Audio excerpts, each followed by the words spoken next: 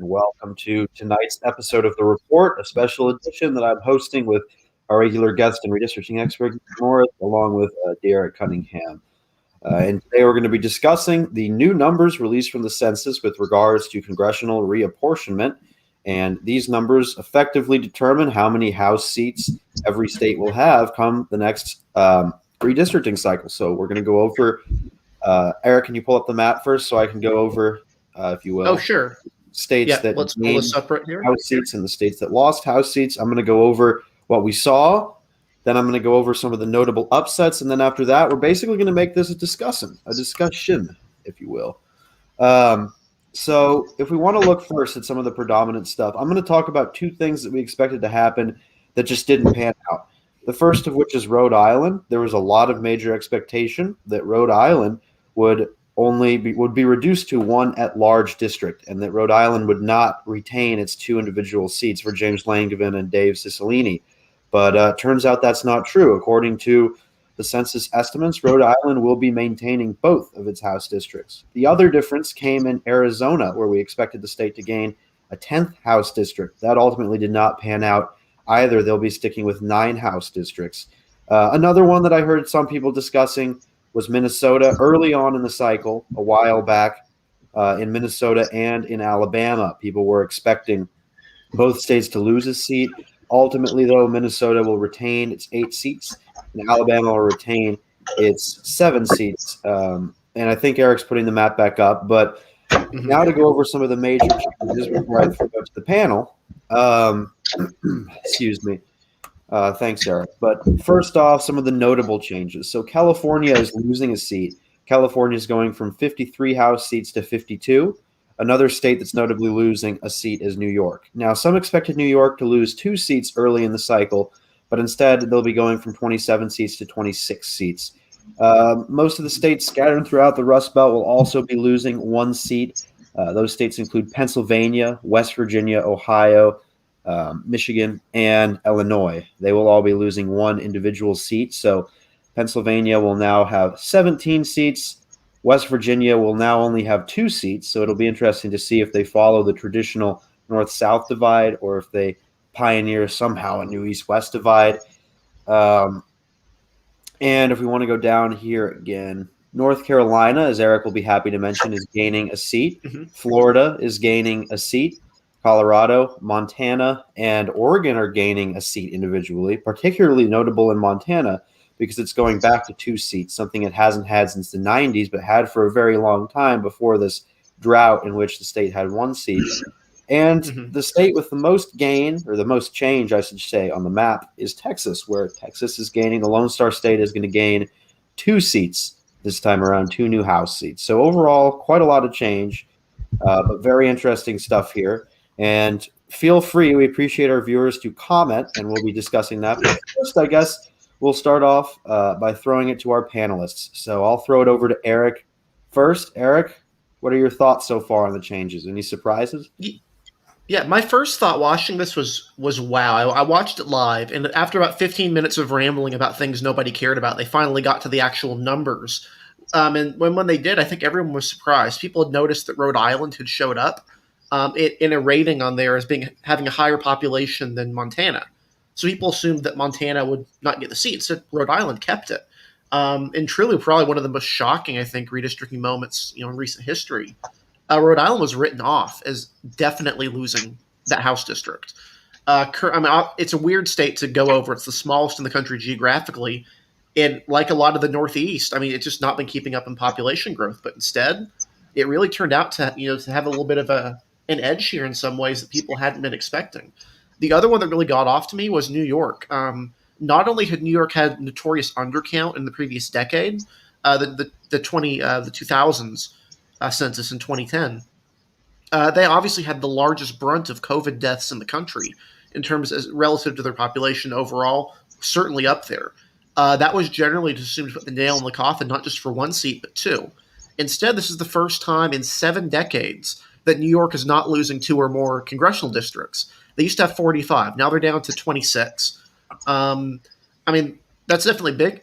One other thing that's not going to be showing up on here is how close some of these other states got. Ohio was closer to keeping its its 16th district than Texas or Arizona were to gaining. If you look at even more specifically, New Jersey was in the top 10 states that could have gained a seat. They were very, very close, relatively speaking, to, I mean, almost as close as Texas, Arizona, places like that, to gaining another congressional district. We just saw kind of this massive undercount in a lot of these states and these projections, these estimations from the ACS that turned out to be wildly inaccurate. And obviously they're estimates, but to see them this off in some of these major states is really big. Final thing I'll mention, Latino undercount seems to be a thing. Arizona, Texas, Florida, what do those states have in common? We thought they were going to gain more seats, and they also have a lot of Hispanic voters. A lot of them. Hispanic residents, I should say. Many of whom are non-citizens or live in more difficult to find rural areas. Arizona is even worse because there's a substantial Native American community which has the same issues. I don't think it's a coincidence that those three states in particular saw such a problem in terms of getting the results we thought they were. We thought Texas would gain 3, Florida would gain 2, and Arizona would gain 1. Instead, Texas gains 2, Florida gains 1, Arizona gains none. Really, really fascinating stuff overall. And Nick, what do you think? Well, I have a lot of thoughts, but yeah, my first thought, like starting off from when the video began, from when the press conference began, I was looking at the numbers they were putting out, and the first number I saw when they started doing that was when they said that there would be a turnover of 7 seats. At that moment, I was like, no, I was completely wrong. Because I was expecting 10. I was expecting Texas to gain 3 seats. I was expecting Florida to gain 2, which annoys me because I drew a perfect 29 district map of Florida the other day, and now it doesn't mean anything. But yeah, I got a lot of things inaccurate, and I think somewhere that I went wrong is that I didn't really take into account the fact that there was a margin of error. Because this is what looks like is happening in some of these numbers. If you think about it, like all of the estimates that came out in the last few years were from the same people. It was from the ACS, the American Community Service Survey, which I think the Census Bureau uses. This is a And yeah, I just didn't really think about how high of a margin of error these estimates would have. And I was actually looking at some of these numbers. I got up a little spreadsheet which has the estimates that came out this year, and I compared them to the actual results. And I looked at the states which had the biggest underestimations and overestimations. I made a tweet about this a few minutes ago.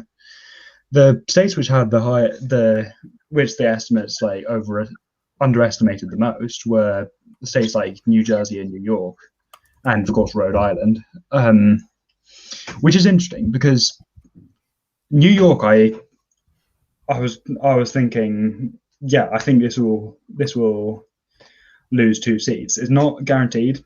A lot of estimates did show it staying at well, not really staying because it's still dropping a seat, going down to 26 rather than 25. But it not only kept that 26th district, it was like 60 people away from keeping the 27th, which really 89 really surprised me. Yeah, literally 89 people away from taking it away from Minnesota. Exactly, yeah.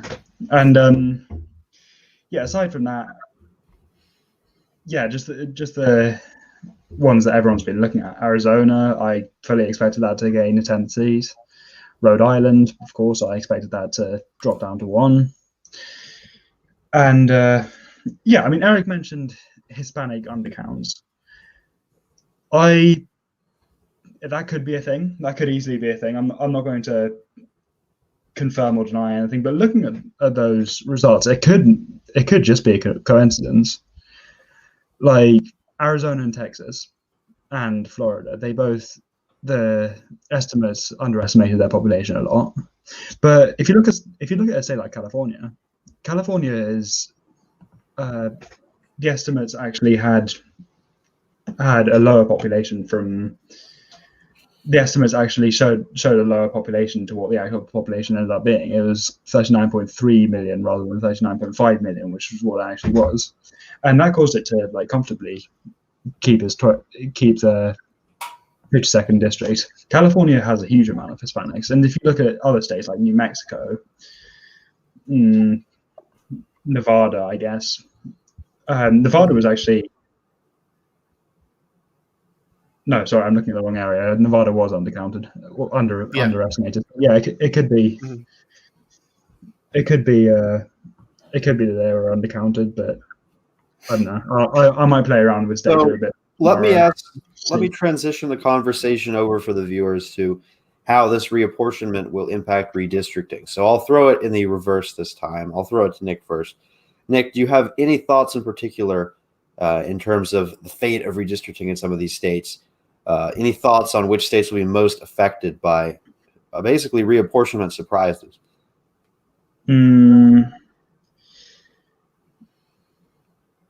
Yeah, let me just think about that one. That's a head scratcher.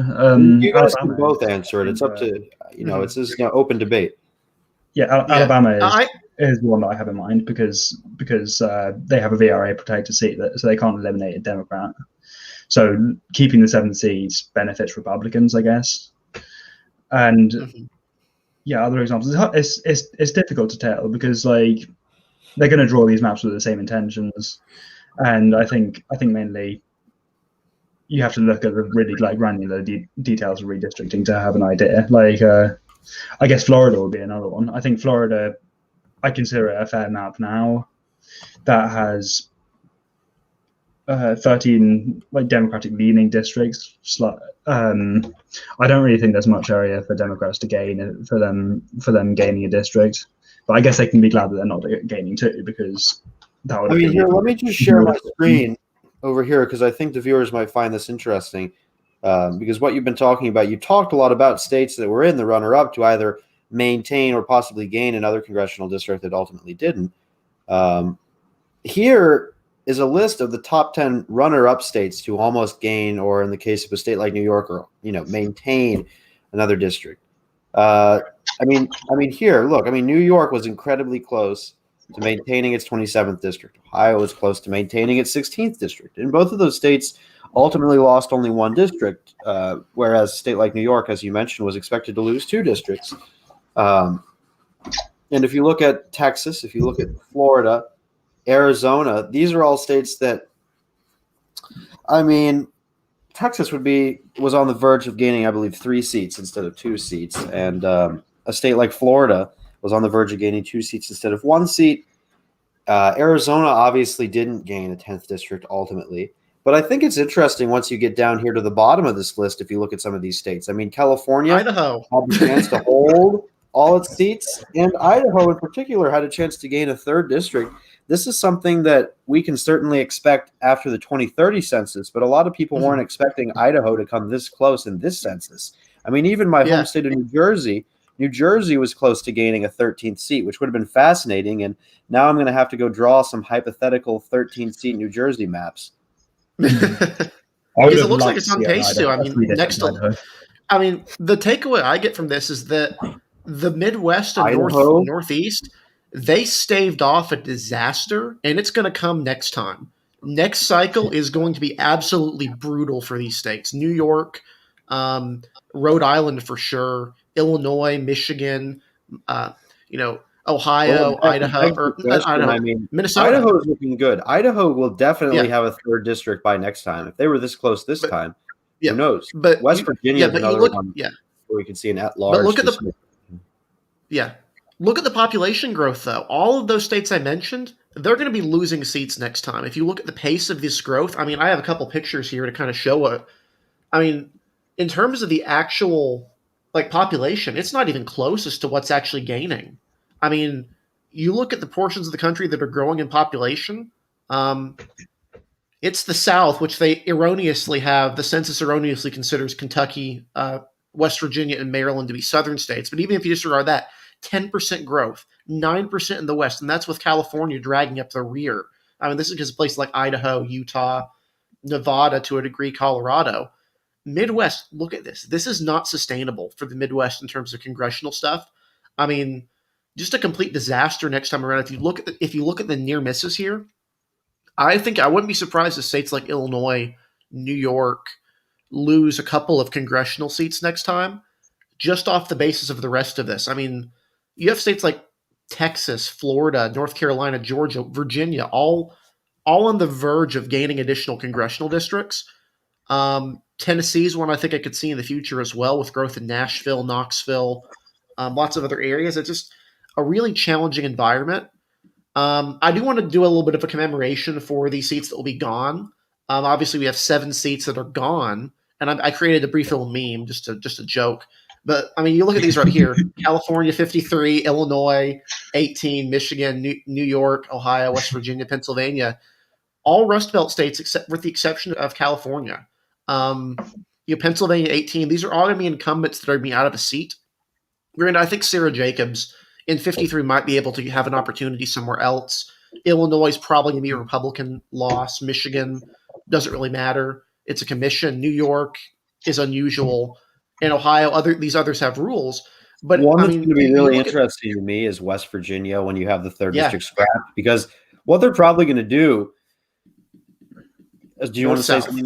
North-South, but I was just saying it's interesting to look at Alex Mooney's political future, because he's either going to be sandwiched into a primary with Carol Miller or with David McKinley, and either one he would lose because he's not a particularly strong or well-liked Republican in the state. He's a carpetbagger.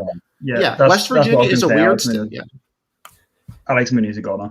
I think the best bet for him would be to move back to Maryland, just on the off chance that they get a fair Maryland 6. Mm-hmm. Yeah, because West Virginia's current map, frankly, is nonsensical. I know it's a traditional draw, but it connects Charleston with the Virginia suburbs. It honestly doesn't make any sense as a district. I think Democrats. It was a traditional seat. The second was the one I believe that was represented by Shelley Moore Capito before she became a senator. When they get rid of the second, most of that population is going to be bisected on either end. McKinley is very popular, very good fit for that 1st district, which is that traditional northern one. We'll probably have both panhandles after this draw. I'll show you what we're talking about here. The 1st district, McKinley, from Wheeling, Morgantown, these areas are not going to be turf for Mooney. And then the 3rd is coal country, Carol Miller. Charleston's a good fit for that, but all things considered, it's just going to be really tough going for Mooney. He might want to consider a statewide running for a judicial office or something. I mean, I don't see him winning either of these. No, he wouldn't win either of them, and he's going to be one of the casualties of redistricting that you have every cycle in a primary, unless he somehow decides to retire. Because I highly doubt he would win statewide either in a primary. Yeah. If you look at he's not particularly well liked. If you look at his electoral record, he faced close races in 2014, 2016, and 2018 in a very red district. So I don't think Republicans. Yeah, and keep in mind, his opponent in 2014 was constantly attacked left and right for supporting late-term abortion and countless other policies that were frankly out of step with West Virginia voters. Yet he still managed to only win the race by 3 points in 2014. That was less than Nick Rahall's re-election loss against Evan Jenkins in the 3rd district. That's how much of an underperformer he was. I mean, Mooney was basically saved in that race by Capito, who had previously represented that district and was absurdly popular, won every single county in the state, which is unusual then. It's not unusual now. It's just extremely challenging, I think. And I mean, if I could be wrong, but I'm pretty sure it was the most competitive seat in the state, even in 2018, when Democrats thought they had a competitive candidate, Richard Ojeda. I mean, it's just a challenging area, I think, overall for him to try to compete. He really should be well served considering a judicial office or something else that gets him out of that fire, because he's not going to win a fight against either of those candidates. And I think another state that's kind of interesting to look at is Arizona. It had kind of been a given that they'd gain a 10th congressional district. Everything's kind of thrown in the bushes now, I think. I mean, the current map is not going to be kept. I know the commission is not really a big fan of this map. The person chairing it has specifically complained about the way Colleen Mathis drew this map. I don't think they're going to keep it. but they also, Arizona's trending Democratic. It's going to be a little bit more of a Democratic map, I would think, in some areas. I'm not really sure who that helps. That 10th seat could have helped a Democrat, could have helped a Republican. We really, really don't know. All it would take is a minor redraw of the first, and it's still a Republican-leaning map if you just redraw the first a little bit, which is what they could do. Yeah, Arizona is very interesting in particular because I think a lot of people were expecting the 10th to be favorable to Republicans, so I'm not quite sure. I mean, a lot of Arizona maps that I drew had a toss-up 10th. So, I mean, I'm going to have to draw some 9-district maps because I don't think I'm kind of nerding out here since you mentioned it, drawing a 3-district Idaho map since it's like it's super fun to. Idaho is one of my favorite states to draw. It is a super cool state to draw because you can basically draw a seat that's just Boise in a 3-seat map. It's very, very fun. I have a Rhode Island map that, I can show a Rhode Island map that I've done. Yeah. Go ahead. Show it. Yeah. Well, I'm not finished yet. I'm still working on it. But basically what happens in this map is the 2nd district on my map is just all Boise, basically. And it's fascinating because the Boise seat is competitive. It was won. Yeah. I mean, in 2018 for governor, it was an R+2 seat. So, that's a close Ada County is very competitive now. And that seat Rhode Island's another one too. Closer. So it's interesting because it's like having a reliable toss-up seat in Idaho is fascinating. And Rhode Island even, I think Democrats are cheering for now about keeping the 2nd district, which is actually the first in this map. I drew a little bit off. Long term, if you look at this right now, look at the trajectory of rural Rhode Island. This is a Clinton plus 7 seat, or Clinton plus 0.7 seat, I should say.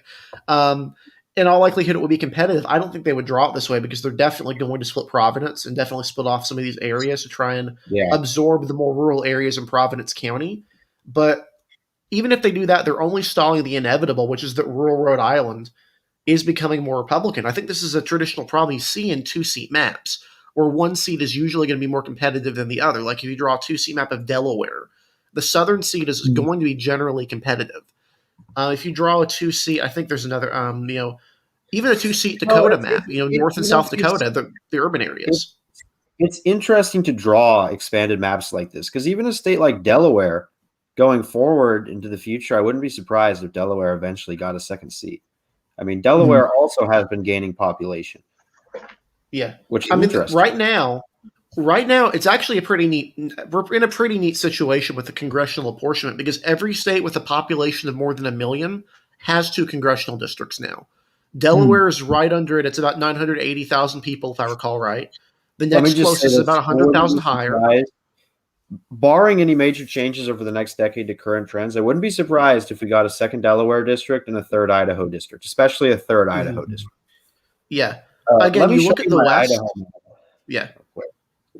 If you just look at the trajectory of where the population growth is in this country, it's in the organic births. Immigration is a factor as well, but it's the South, and it's the urban states even, but it's also, Alabama was way undercounted, like substantially undercounted, staggeringly undercounted, I would say. Even Louisiana's starting to recover. And that's a state that's really kind of been in a shock, not just because of Hurricane Katrina, but it's just been in a stagnant situation for quite a while.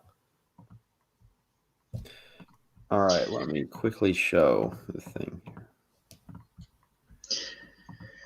I made this very, very quickly, so I haven't had time to refine anything on it. But I think it's roughly what you'd see. You'd probably see a Boise-based seat over here that's competitive.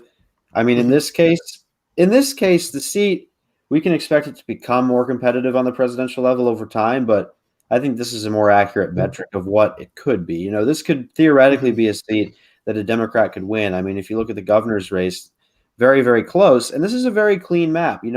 There's only one county split in this map. That's it.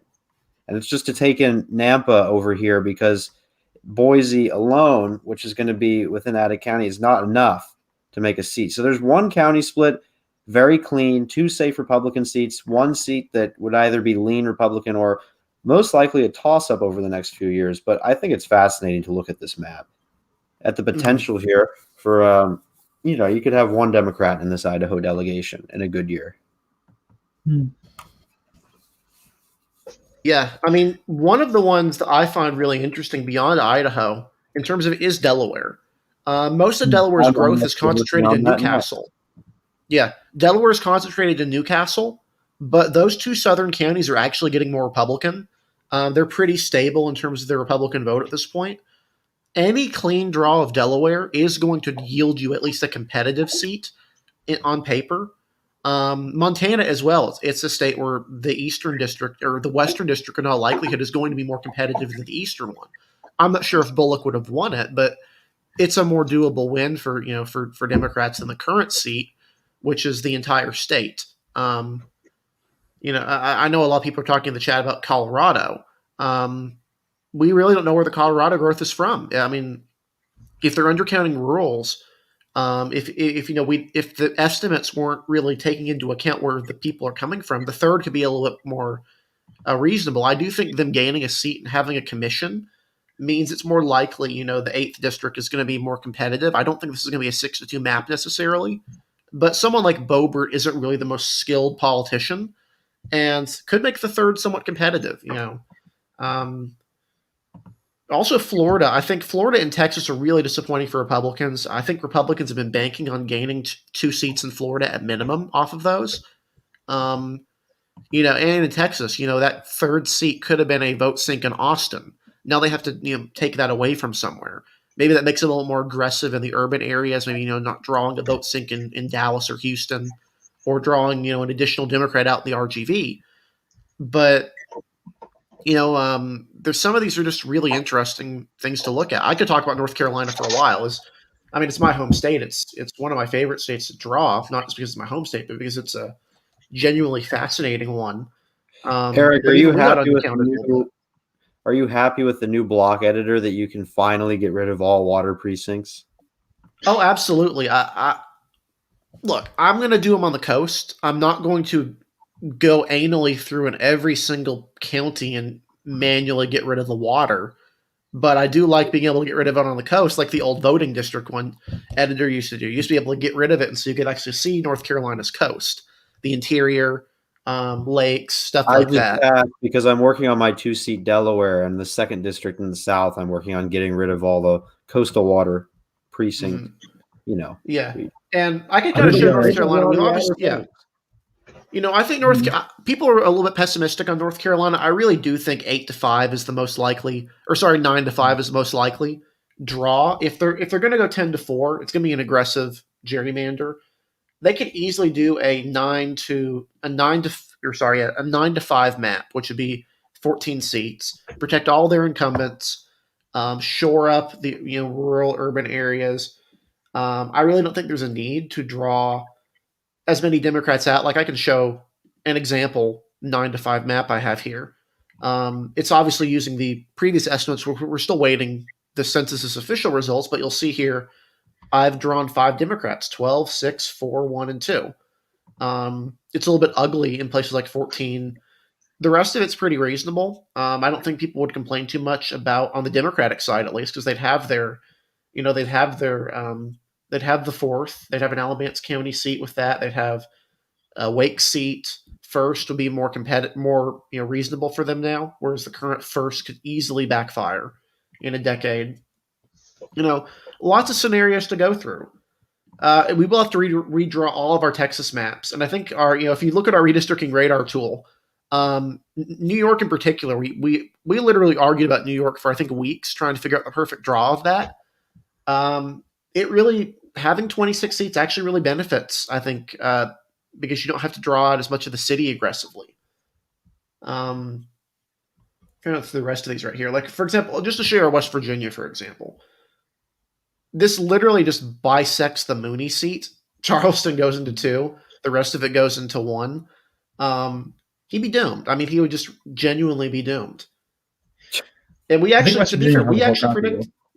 Yeah, we actually predicted. You don't even have to split counties in West Virginia or Montana for that matter. We actually predicted the 8-seat.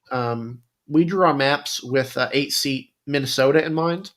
We predicted it would keep that 8th seat. We just had a hunch on that. That's also beneficial for both parties because it means they don't have to worry about getting rid of having an Emmer versus Fischbach primary. in what would be the 6th district. They don't have to worry about, having a median seat in a state where, frankly, Democrats are just geographically disadvantaged.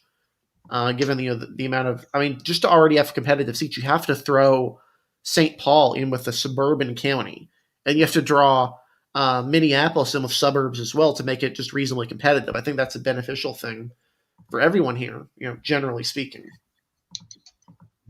I talked for months about how there were 3 seats that were the candidates for the 435th seat.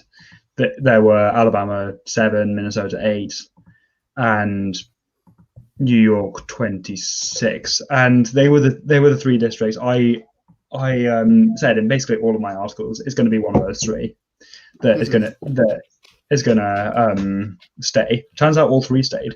I thought at the very most extreme end, it would be 2 of them if Illinois lost 2 seats or something like that. But no, all 3 stayed, and then Rhode Island kept a seat as well, which made things even more crazy.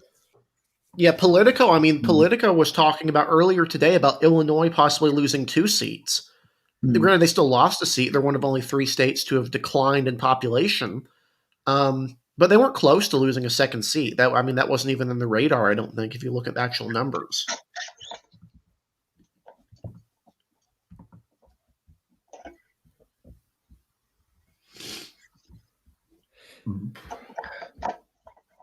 Yeah, another state I want to mention is Oregon. That's going to be interesting. Yeah. Yep, because the new for those unfamiliar with Oregon, the legislature had reached an agreement where Republicans would stop doing something they were constitutionally allowed to do, which is demand that all bills be read before votes. That's in the Constitution, so Democrats couldn't really stop it. It's also kind of a shameless obstruction tactic that was really not pleasing anyone. So they agreed to knock that off as long as Democrats gave them an equal seat at the table for congressional redrawing, because the 6th seat was a given. It will get that 6th seat, and it could be a Republican seat, or at least more competitive than right now. Yeah, we have multiple draws.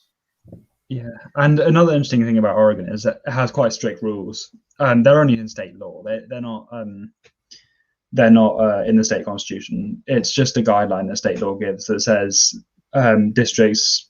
The usual things like districts have to be compact, contiguous, and all that. And then there's things like it can't split geographic boundaries. So the Cascades, for instance, they can only cross that once, and it has to be divided. Portland.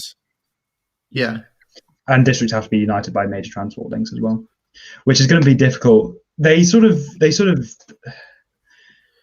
there's debate, I think, about whether Oregon's map is a gerrymander or not. I think it is a gerrymander, but it's a very smart one. It's one that Democrats did by playing by the rules, really, but they still managed to protect all 4 of their incumbents for the whole decade. Yeah. It's a strategic incumbent protection gerrymander. They drew it specifically with incumbents in mind rather than based off of demographic or political data, which is actually traditionally how Democrats used to draw gerrymanders. If you look at the South, places like Arkansas, that's an incumbent protection gerrymander that backfired. Oregon came close, but that actually held because they had strong incumbents. Yeah. I think I'd be very surprised if Oregon didn't gain a 2nd Republican in Congress this year. It's going to be. Even if Democrats did have all the power, it would be very difficult for them to draw a 5-1 map. They could draw some competitive districts in there, and then one safe Republican district. But even then, in a year like 2022, we still don't know if it's going to be an amazing year for Republicans or an okay year for them. But chances are there's not going to be an amazing year for Democrats. So, yeah. It'll be interesting to look at. Peter DeFazio, his district is basically guaranteed to move. It's not going to keep some of those college towns up in the northern part of the district, and it's going to gain some Republican territory down in the south that it would gain from the 2nd. And some people mention it going across the Cascades to include Bend. I don't think that will be allowed by state law. But I think he might have a tough race on his hands.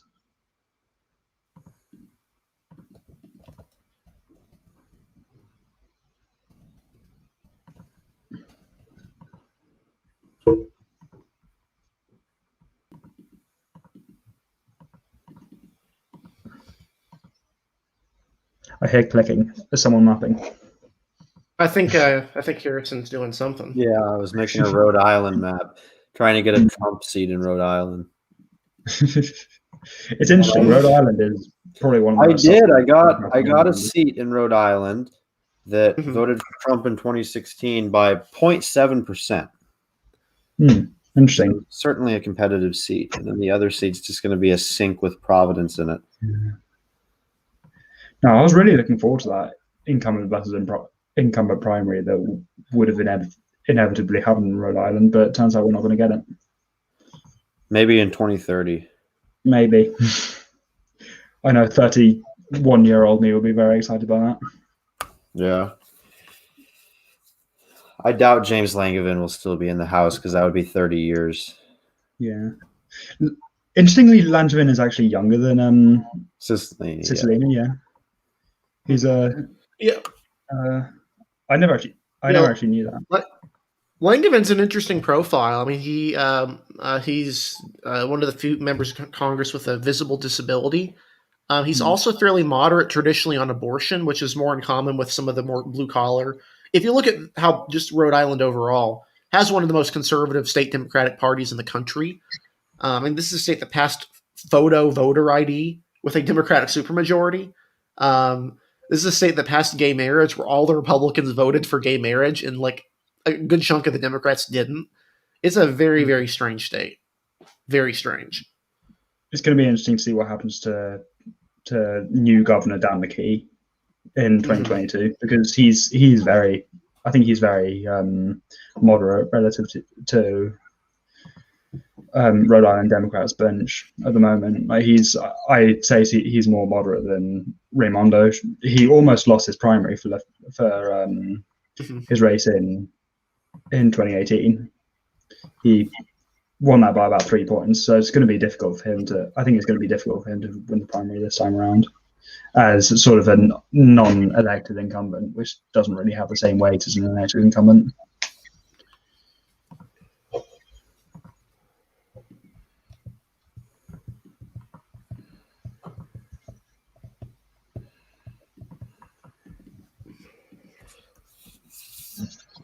Are there any other aspects of the reapportionment numbers that you'd like to discuss tonight? I'm still interested in North Carolina. I guess I think the best bet would be like a suburban Raleigh district, which I mean Eric knows more about the state than me because I'd say from what I've heard, from what I've heard, and I'm at liberty to say, I don't think Republicans are going to split up. I don't think they're going to split up the Greensboro seat. Or my theoretical draw made a very safe Democratic seat with just Guilford County, Orange County, and then a portion of Alamance, the blue portion of Alamance in the middle, which would have allowed the first district to have Durham, and would have allowed Raleigh to go in the second and only have 3 seats, along with one Charlotte seat, which would have had 4. I don't think that's likely from what I've heard. So I think they're going to play around a little bit more with the Raleigh suburbs than I would like to see. Just as a Republican, I think that would really, really backfire. I really don't think that'd be a smart move at all. But I do think they're going to shore up the incumbents. I know there's a couple that care less about where their district lies than others. I would expect a map very similar to the current one. You may get Butterfield asking for Durham back in the first if he's not comfortable with the current first, which is quite possible because it's not a seat that would be necessarily safe in a wave or in even 10 years. We knew we were going to get a 14th seat. We were growing too fast not to. We were very close to last time. Minnesota kept us last time from our 14th seat, which we deserved. We did not get. And now we're the 9th largest state, and we have a possibility of getting even more congressional districts in the future, 15, 16, 17 seats possibly in the next few decades. Really exciting stuff. Another thing I forgot to mention is there's going to be a ton of lawsuits. I think the numbers that we see now are going to be the eventual numbers, but a bunch of states are going to sue other states. New York for sure. Oh yeah, New York is going to New steal. York definitely. Well, they're too close to. They're too close not to. Yeah. I wouldn't be surprised if some other states look at it. Arizona, I'm granted Democratic states seem to care more about this than Republican ones. But I think New York will see for sure. I do want to respond to one comment here. If Republicans draw somebody out in North Carolina, who are they drawing out? From my guess, it would be more like there's only two they could really feasibly draw out. They could draw out Kathy Manning, which is the 6th district, which is Guilford County, all of Guilford, and then maybe half of Forsyth County, Winston-Salem, and a few other areas. The other is Deborah Ross, and the second, which is Raleigh, Wake County. I would think she's more likely because they could, in theory, draw the first, Durham back into the first, so scoop that around, take Chapel Hill, and then combine that with Raleigh, and then chop up the suburbs of Raleigh. That would place her into a one-on-one primary with David Price, who would be likely to win that as someone who has more of a history in that area. Assuming David Price doesn't just outright retire because he's been in correct. Congress. Yeah. He is getting old. Again, yeah. Or gets primaried by, a Justice Democrat or something. Not that would work here. Those would be the two, David Price or Deborah Ross, I would expect to be more likely to get drawn out. The first is going to be sued regardless of what it looks like, because North Carolina's 1st district is an endless black hole of litigation that pleases no one, never will please anyone, and honestly should just be disregarded as a VRA district because you could not draw a fair, compact, majority black district in the Northeast of North Carolina. But the Supreme Court wants us to do that, but also doesn't want us to do that because that's packing. But they also don't want us to crack it too much because that's cracking. I mean, what are you supposed to do? I might as well just not draw it at this point, just not have a 1st district. But that obviously can't be a thing. So really, I mean, there's going to be litigation regardless. That would just be where I see things going. But I do not think Kathy Manning is at risk of being drawn out of the Democrats. She seems to be the one that's safest outside of the core, Butterfield, and Alma Adams. What's the fate of Deborah Ross? If she loses the primary to Price, then she's done. I mean, she could run statewide again, but she kind of got humiliated by Burr in 2016. Run for statewide office, I guess, lieutenant governor maybe. I mean, she's a one-term representative at this point from Raleigh. Not really much. I mean, she's not done anything spectacular. She's just kind of been there. Same with Kathy Manning, to be honest. I mean, if you're going from my perspective as a Republican, it makes way more sense to draw out Kathy Manning because it's very easy to do that because there's a lot of wasted Republican votes in the Piedmont, but they really seem to be set on getting rid of the Raleigh stuff for some reason. Maybe it's because they all live in Raleigh. I don't know. But that seems to be more what they're fixated on. Yeah. Yeah, I was going to make a comment about how in last year when they were drawing the cycles North Carolina maps, they did it like it has its issues. Like I mean, I could go on all day long. Eric probably has thoughts because he knows the areas better than I do. But in the end, it was drawn without using any partisan data. And it was drawn with complete transparency. Now, granted, like that was just because the Supreme Court told them to. But I'm interested to see if they'll draw it the same way this time around, because that could be interesting. Like they could even be like an 8-6 map, if like I don't know. I'm not optimist. I think most people on the Twitter universe that like sort of make fun of me for the way I look at this sort of thing, but. I don't know. Anything could happen, right? There could be a Sandhills district. There could be a suburban Raleigh district that Democrats could maybe feasibly win, maybe not. I don't think they get a second seat in Raleigh area. I think a second seat in Raleigh would be basically impossible because Republicans won't draw that. But also because honestly, the rest of the area around Raleigh is still really red. Like the non-Rocky Mount portions of Nash County, Franklin County, Johnston County, like. It's red surrounding it. I mean, you could throw in Cary with it, but even that's not going to make it a Democratic seat. I think the legislative maps will be fair. Destin Hall is heading that. He's a representative from my area. He's from Lenore, and he said publicly which she will be held to account for that they're going to try to make this a bipartisan process, which I interpret to mean that for the most part, every incumbent will be fairly safe in their district. That's just what I would see. It's not, and keep in mind, North Carolina is if you draw lines under the rules North Carolina has, there's going to be a baseline Republican skew. Granted, North Carolina has a baseline Republican skew at most levels at this point. Even seats that were drawn for Democrats under the redraw that they wanted flipped, like the Senate seat in New Hanover County. It voted for Biden, also voted at its Democratic incumbent. A Wake County seat that was drawn for Sidney Batch flipped. They had an own goal in Cumberland County where they primaried a conservative Democrat with a hardcore progressive, and she ended up losing in a Biden seat. Really, it's going to be interesting. It's going to be interesting to look at the process here. I do think it's going to be a little bit more open than states like Texas or Florida, Georgia, for example. That maybe just to have the blinders on from the state, but it's just going to be very interesting.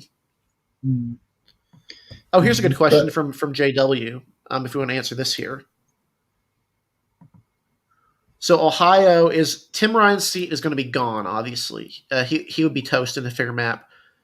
Steve Shabbat is probably going to be gone because if you draw a seat that's fair in a Hamilton County, I believe is what it's called, it would be Democratic. Captor probably not, but the thing is, Captor's seat would be marginally Democratic in a fair map. She actually has a benefit of having a gerrymandered seat because she's safe now, but you could honestly draw a compacta-looking map of Ohio where Democrats only have 3 guaranteed seats: Cincinnati, Columbus, and Cleveland, the 3 Cs. The rest of the state, you could draw Akron into a red seat at this point. You could draw Dayton, which already is, into a red seat. You could draw Toledo into a red seat. You could bisect the Columbus suburbs, north and south, or east and west. Have Republican seats there. Honestly, unless you're going out of your way to draw Democratic seats, you could draw a very fair-looking map that's not really partisanly fair, that doesn't give Democrats a huge advantage or any more seats than they have right now. It wouldn't be easy to do, but it could be done. Here's what I think about Ohio. Like, first of all, it's going to be complicated because they have so many steps in the process that we don't really know whether they're going to get a fair map or not. And second, even if Republicans want to gerrymander, there's not really much they can do. Like, they have some pretty strict requirements, like on county splitting, municipality splitting, and also they have a phrase that says that clause in the constitutional amendment which says they can't put an incumbent at an intentional advantage or just disadvantage. Now, it's going to go to court. Who knows what's going to happen? But yeah, it's going to be difficult for them. Do you remember the RRH map, which everyone got angry about because they called it a fair map, but it was actually 13-2 for Republicans?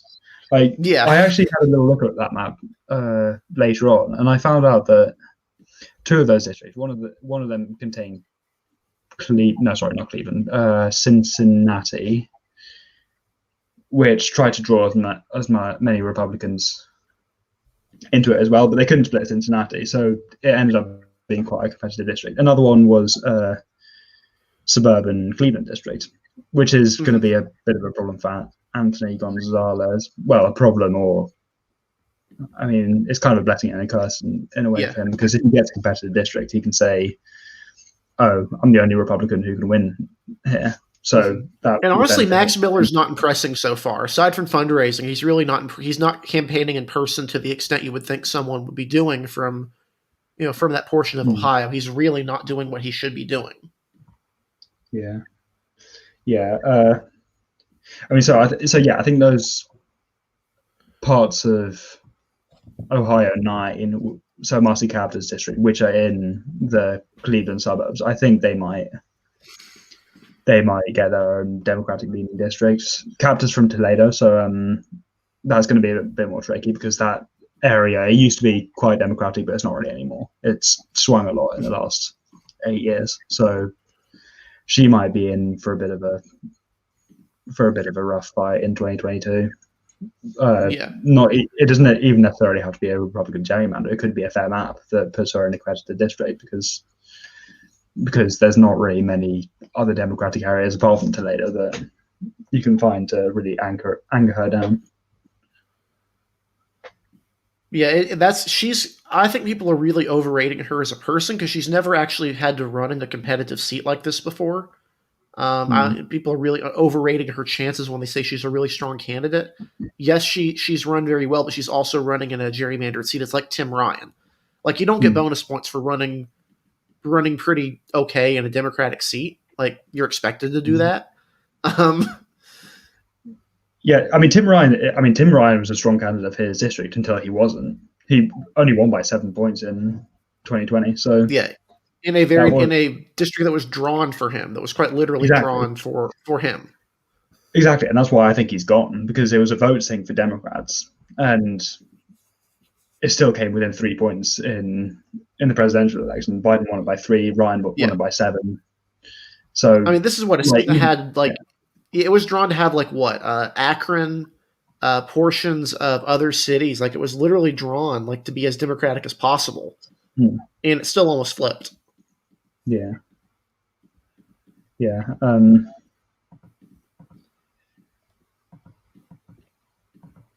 So that will be interesting. I think it's difficult to tell. There's so many ways Ohio can be drawn. If Republicans really, really wanted for some reason to save Steve Chabot, they could draw something like this, which I didn't even put a lot of effort into. This seat would have voted for Biden by around 4,000 votes. Chabot probably holds on in that case, but it's really not worth it because it also puts 2 at risk. 2 is only R plus 10. That's down from R plus 18. If you look at basically what I drew here earlier, we cut out this gerrymander portion. The non-Cincinnati portion of that county let me make sure I got the county name right here because that'd be pretty embarrassing. Hamilton County. Yep, Hamilton County. This portion went from being Trump plus 11 in 2016 to Trump plus 3. You don't want to mess with that. That's pretty risky. Most of the growth in the district was not drawn from Cincinnati. The Cincinnati portion only went from D plus 50 to D plus 52. It was really all from this area right here. Even the outer portions, which are not highlighted here, went from Trump plus 30, 26 to Trump plus 9 Trump plus 36 to Trump plus 29. That's a pretty big shift right there.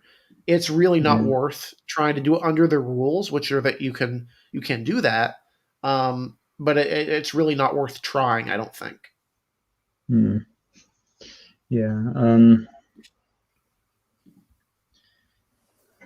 also the Cincinnati suburbs are growing quite quickly. They swung quite big to Biden in 2020. Whatever they draw in that area, they could potentially draw a district which takes in Cincinnati, but then stretches all the way to Appalachia. But I'm not sure. I'm not sure that Brad Wenstrup or Steve Chabot or whoever it is represents that district. I'm not sure they would like that very much. But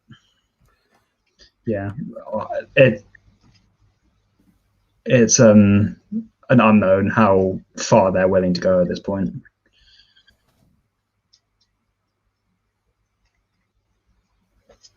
I mean, again, there's no need to risk it, right? I mean, you could draw feasibly a reasonable district, a reasonable looking map that does everything Republicans want it to do without being a problem. Yeah, so JW mentioned, the eastern Cincinnati suburbs, eastern and northern in particular. If you look at a map of where the Cincinnati suburbs are trending, it's really evident where the Republicans are and where they aren't. Let's turn a partisan lean right here. This is extending into into this northern portion of these suburban counties, whereas right out here it's basically rural, extremely Republican. It votes Western Ohio, which is the traditional Republican bastion portion of Ohio. I'm pretty sure if I were to cut out, just say chop off all of this right here. Yeah, that's a pretty good dividing line. Chop off that, and then draw whatever. I'm just gonna. This remaining portion right here would be Trump plus 30. Granted, there's not a whole ton of people that live there. It's 199,000 compared to 289 for the rest of it. But you see the growth in the Democratic portions really from here. This is an area that went from Biden from Clinton plus 7 to Biden plus 16, whereas the other portion that I showed here went from 38 to 30. Again, that's pretty bad, but I also drew in some Democratic portions right here. It's just an interesting portion of the state. I really do like looking at the Cincinnati area because it's traditionally been a very Republican metropolitan area. Like in terms of metropolitan areas, it's usually been one of the more conservative in the country. This is a county that voted for Ken Blackwell in 2006 when Republicans were getting destroyed statewide and nationally. Hamilton County stuck with them, and that's kind of shifting in recent years. Didn't Bush win it as well? Yeah, Bush won it. Yeah, it was a Republican bastion. I mean, Ken Blackwell was, I think it was the mayor of Cincinnati for a while. Mike DeWine traditionally won it. George Voinovich won it. Like, traditionally Republican area. Yeah. I mean, another interesting place to watch in Ohio will be the Columbus area, because that's sort of an outlier to the rest of the state. That's growing extremely quickly. In my fan map, I actually drew unintentionally. I drew two safe Democratic districts in there because I sort of tweaked it a bit with the release of the 2019 data, and I moved some things around because I wanted to keep Columbus in two whole districts, which is quite hard to do because it's so weirdly shaped, and it like stretches into loads of different counties around there. So yeah, I did that, and it turns into a district which would have voted for Clinton like by mid-single digits, and then voted for Biden by like low double digits, so like 15, 21s, because that area is just growing so much. Yeah, I mean, for me, I think one thing that's really going to be interesting to look at is California. California is a commission state, and we at Elections Day have done research, and we're pretty convinced that the commission is mostly staffed by liberals, which is fine. There's nothing wrong with that. We're just not sure what that means for the future of the districts. But depending on how they draw it, it could really help Republicans or really hurt them. Arguably, the current Central Valley split is way too generous to Democrats. You don't need that level of split. Really splits up a lot of cities in particular. Northern California got unnecessarily screwed. It should have 2 Republican seats, and the rural areas up there only has 1. On the other hand, Southern California, it's a lot of the seats are Biden won Republican seats that are going to be difficult to hold. One thing maybe positive for Republicans is that one of the commissioners is very, very interested in expanding Asian representation.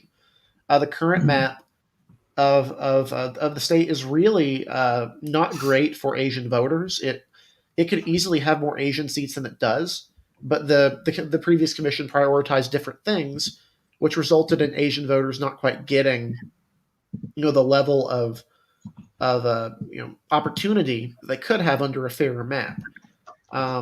Just a couple of things you'll want to keep an eye on, as we approach that next cycle. It's going to be an interesting one of the more important ones, given its number of districts, but also it's losing a representative, and we have no idea where it's going to come from, other than it's probably from Southern California, probably based around LA County.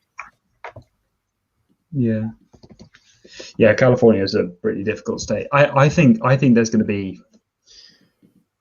It's probably going to have like in 2012. I remember I tweeted about this once. There were like, I think 14 freshmen from that year, like 14 incumbents displaced. Some of them retired. Some of them were drawn into districts with each other. Some of them were primaried, like beaten by challengers from their own party, like Pete Starr, for instance. And then. You got beat by Eric Swalwell, of all people. Yeah, by Swalwell, exactly.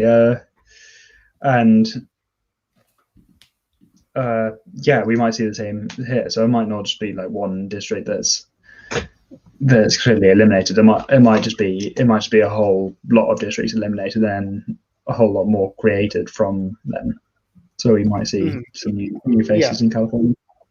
Yeah, one thing to keep in mind: LA County's Democrats. They're Democrats in the county, which they only represented from the county. I think there's two. I think part of Young Kim's district goes into LA County, and obviously Mike Garcia's district is mostly based in LA County. Aside from that, the Democrats there are actually quite old and are at the point where they may want to retire anyway. Beyond this, But yeah, if you have any other questions, please ask them because we're probably going to hop off at some point here soon. I know Harrison has to get off at some point soon, but if you have any more questions, please ask them. But get back to what you're saying, Nick. I was going to say something. No, I completely lost my train of thought. Sorry. It's something about LA County. I can't remember what it was.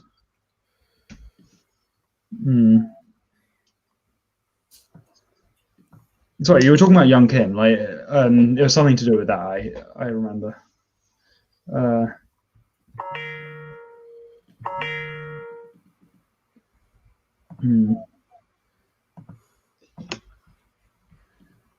Yeah, no, I think that was it. I don't think there's anything. I don't think there's anything else. Yeah, I posted in the comments for you guys. A new DRA update is incoming apparently in the next few hours that incorporates some of the census projections. I'm not sure how they're going to do that. I think it's probably just shifting the number of districts that they have listed as projected. I'm pretty much done drawing DRA maps in a lot of these states for a while because the numbers were so hilariously off. In places like New Jersey or New York, it's really unworkable. Even Rhode Island, like the population, we don't know where that's coming from. So it's going to be a challenging state to work with, I think. Yeah. But it's in there in the comments for you guys who are interested in your DRA-holics, I guess is whatever the term would be. But yeah, unless there's any other questions, I guess we might just hop off here fairly soon. I don't know when Harrison wants to do that. I have a lot of extra work to do tonight, but I was just finishing up a 13-seat New Jersey map. Actually, quite interesting because you can give the Republicans in Ocean County vote sync and still have a safe seat for Chris Smith with 13 seats. Interesting. Yeah, and you can get 2 Trump seats as well in the West because you can draw Bonnie Watson Coleman in the 12th into the same seat as Andy Kim, and it was short up Democratic seat.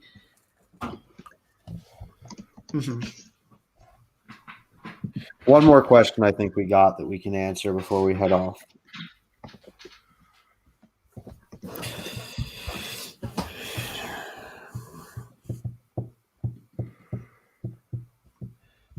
Okay. Are you guys good? Do you have anything else to say? I mean, quite interesting, but I think we covered all the bases. I mean, we could cover every single state if we wanted to, but don't think there's enough time in the day for that. Yeah, no, unfortunately not. Yeah. I mean, I think we've covered all the main things. Okay.